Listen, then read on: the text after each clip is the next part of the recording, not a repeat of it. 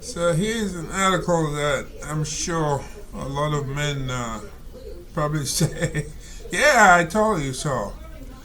This is from Neuroscience News, and the topic is prevalence of female psychopaths, more common than believed. Wow, yeah, right.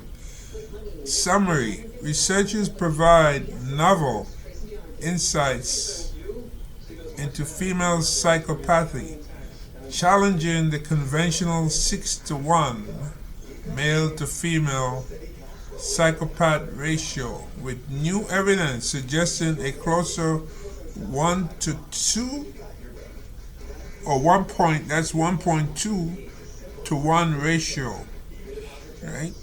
The research indicates that societal gender biases have obscured the true nature and prevalence of female psychopaths who often employ manipulation and seduction rather than violence to achieve their goals.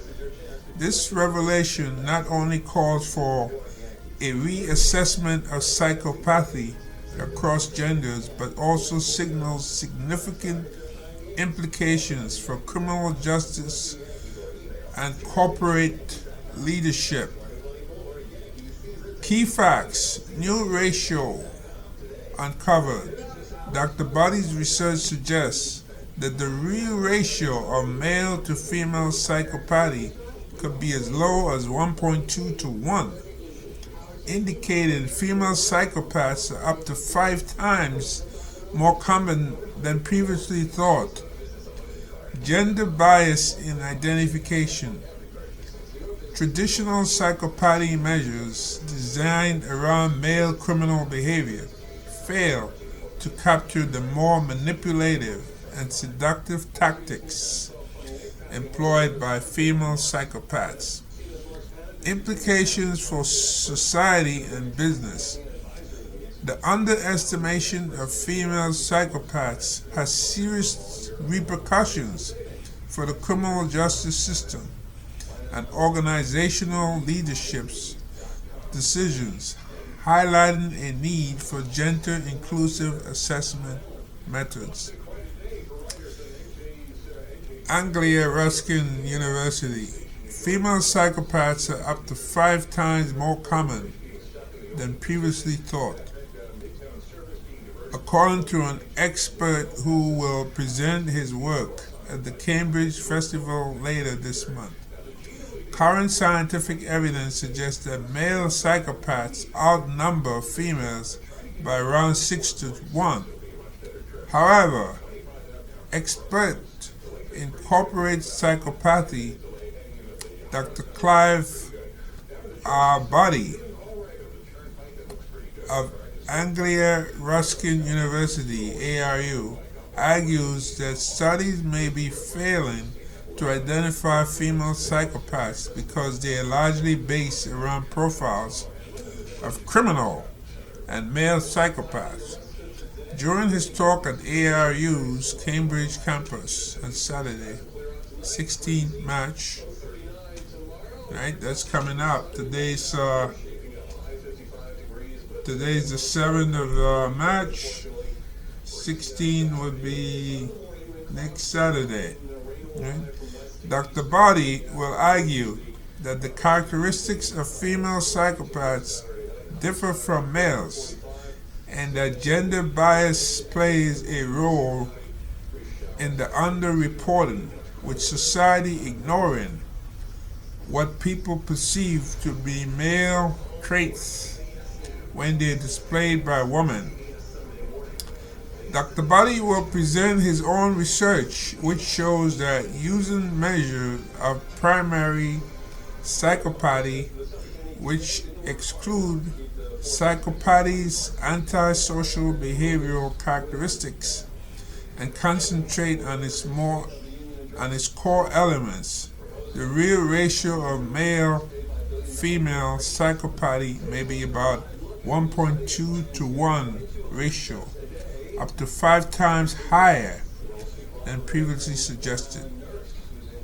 Referencing research into corporate psychopaths and how they operate in high achieving roles in the workplace, Dr. Boddy will explain how female psychopaths are more manipulative than males, use different techniques to create a good impression, and utilize deceit and sexually seductive behavior to gain social and financial advantage more than the male psychopaths do.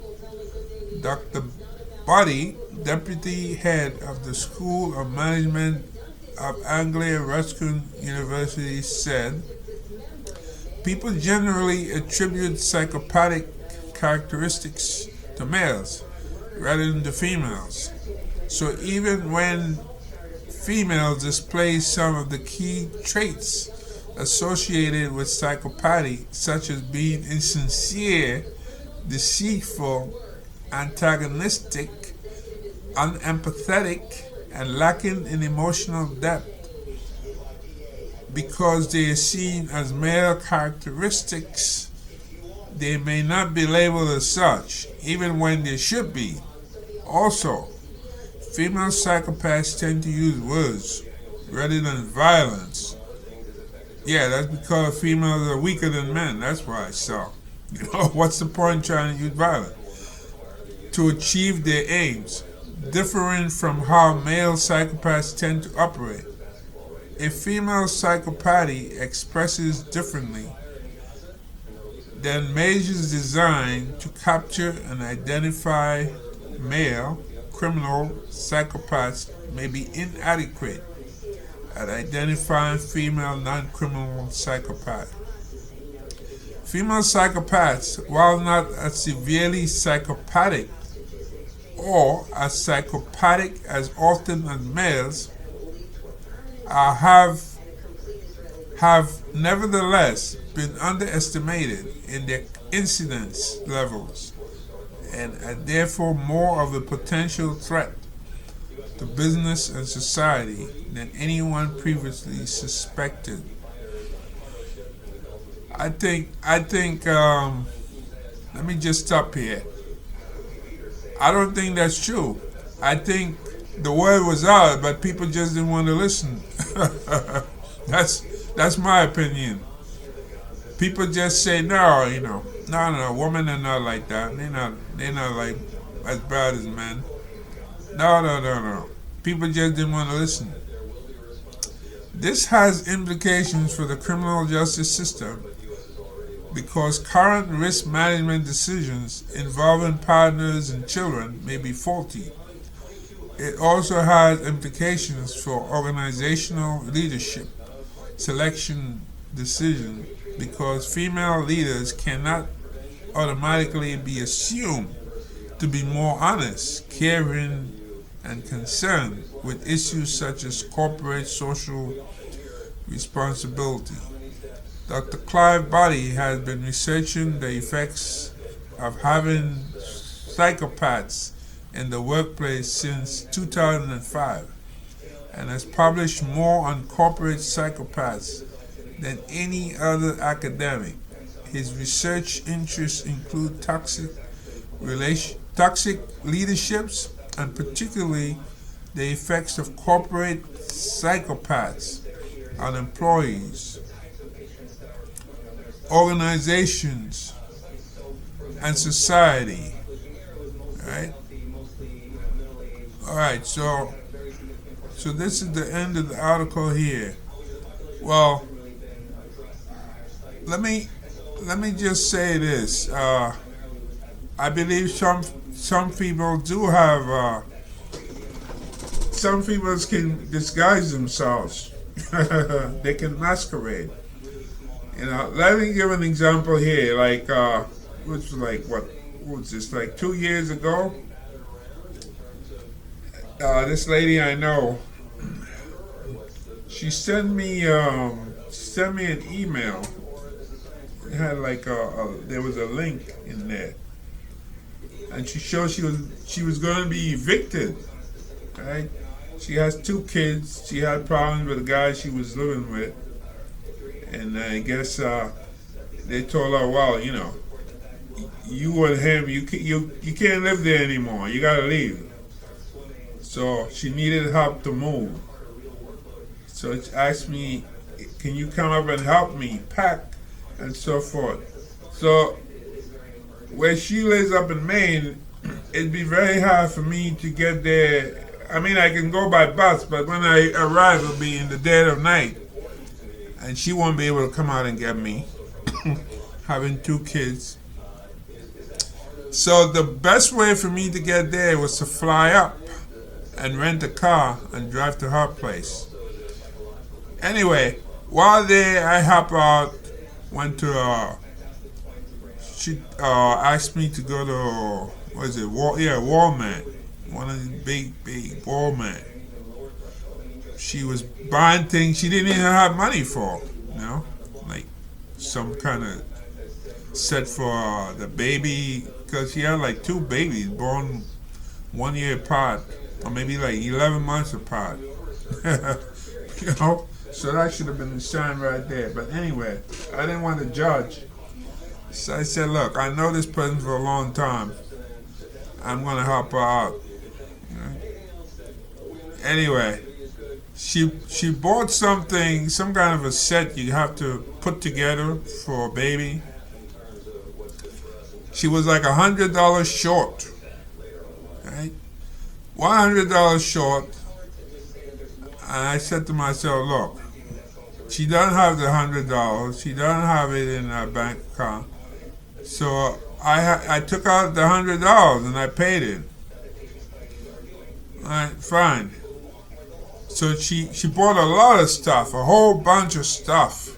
And we used the car. We used my rental car because her car apparently couldn't make the trip to go to the Walmart because it's kind of like a good distance and her car is not reliable. But my car was a rental car, a new car. I don't have any problem with a new car. But anyway, everything is fine and so forth, get everything and so forth. The stuff to put up was kind of complex. I managed to put it up, right? It took probably like 45 minutes or a little more. You have to put the parts together for the baby to play and like in a crib, things like that. I was able to do it. In the end, she told me she didn't ask me to do it. She could have done it herself, And she said, you don't really like my kids, my 2 kids. I said, well, how is that? Yeah, you don't. I said, but I'm here. I'm helping you out. You asked me to come up. You asked me to help you, and so forth. And I flew up here. I mean, it's not like you paid me to come up. I come up my own, rent a car just to help you. She said, well, I didn't ask you to come to help me to move. I said, yes, you did. You told me, because she sent me a notice. It showed from the landlord, the letter, saying you have to move out. You're being evicted. That's the only reason I went. And I read it. And she said, no, I didn't ask you to come up to help me to pack. I asked you to come up to help me with with my 2 kids. That's what I said, no, you didn't. You did not. She said, yes, you did. So I realized I'm going in a circumlocution here now. Next thing she said to me is, you can't stay here tonight. You have to leave. All right? Now, so that's a psychopath right there. So there I am, like in, I don't know, most people probably never been to Maine, I mean, how many people been there, except if you got relatives there, or you love, I don't know, hiking or something like that. Because it's one of those states that it's like, it's all the way up in the northeast, and it's not that easy to get to, So, to get there, you gotta really have a reason to go there. But the whole point is the place is isolated. There are not much people living there. I think the population is less than 1 million people. So you have a lot of rural areas over there. So my point is, here I am, right? It's like minutes to 7 in the evening, but it was summer, so it wasn't like winter, where it's really dark by the time you hit 4 o'clock. And Maine tends to get a lot of snow too. So luckily for me, it wasn't like in the winter where it's treacherous, where you're getting like 16 inches of snow or something like that. So I said, look, I'm not going to argue with this woman. She doesn't want me to stay in her place, so I'm going to leave. I have a car, I can drive, I have a credit card. I can go and find me a room. Now, usually if I go to a hotel, I would like make arrangement before, I would go to like, maybe booking.com, TripAdvisor. So I wasn't really expecting this. So when you make a hotel reservation last minute, it's going to cost you more. So I drove there, and where she lives, I think it's called Blue Hills or something like that in Maine. It's like, I don't know, it's somewhere in the middle of Maine, something probably like nearly an hour from Bangor, Maine, the capital. And this was like a Friday. And my flight to go home to New York was on a Monday. So that means I still have Friday night, I had Saturday night, and I had Sunday night. And she knew all that because she told me, I heard you, she said, I heard you talking on the phone because a recruiter called me about a job. And she said, I heard you talking and saying that you want me going home until Monday. So she knew I want me going home until Monday. So she forced me out of her home, right? I'm trying to help her. And she forced me out of her home and said, well, you can't stay here tonight. Why? Because you don't like my 2 kids, No proof, no anything, nothing like that. Just because she said it, it becomes true. These are babies. I mean, these are babies. These are babies like barely 1 year old, and the other one a few months old, and so forth. How could you bring yourself not to like 2 kids? I mean, come on. You have to be a really sick individual. So therefore, what this woman was saying, this article here reminded me of her. She's really a psychopath. She's a psychopath. And so I have to really bring this up. This is the marking of a psychopath. And then you can have other people that you talk to that seem reasonable, and they, for some reason, come across as psychopathic. The things they say, some woman that is, you see. And I'm sure there are many more stories I can go into in my pod, but I'm not going to go. But this is like one of the best ones with this woman up in Maine. So I end up having to go. I arrive in the night sometime, in the dark of night. I don't know where I'm going. It's a good thing I have the Google thing, where the GPS, and you could figure your way out. Not like in the old days when you have a map and you're trying to read and drive. With technology, it makes it much better now. So I was able to punch in like hotels, check to see, drive around, and finally found a hotel. So those 3 nights, and this was during the height of the pandemic, when people were not even going into hotels as much, because of the pandemic. So that means hotels became more expensive, since you didn't have you didn't have so many people showing up in the hotels. So for 3 nights, it cost me like $700 and something with the tax and everything. And they had like a breakfast but you couldn't sit in the dining area because of the pandemic. So they give you like a brown bag with like some like jelly, like some kind of like Danish, that kind of stuff, you know. And there's coffee, and that's it, you know. So that's what you got. Luckily, I had a car. Imagine if I didn't have a car, I'd be in serious trouble. So that woman definitely is a psychopath. Yep, a psychopath. Somebody who I wouldn't even get in touch with anymore, because for somebody that I know over the years, and she did this, and I'm sure other people out there who might, see this video or what have you, may have their own versions and could post their own comment about their experiences with women that were clearly psychopaths, but we don't really hear much about them. And also, if you notice, like in the criminal justice system, they mentioned that a woman could commit like the same type of crime and get less time in prison than a man, right? Yeah, like you see these these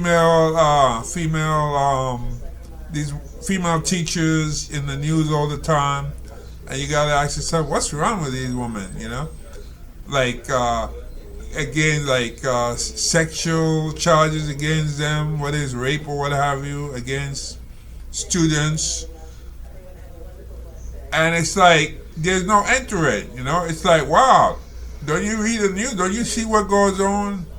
You keep seeing it like every year. Every year there's an article about a female who's locked up, and the most they say, the judge usually feels sorry for her and said, well, she lost her teaching license, she lost her means to earn a living and all this kind of stuff. So the justice system usually feels sorry for women.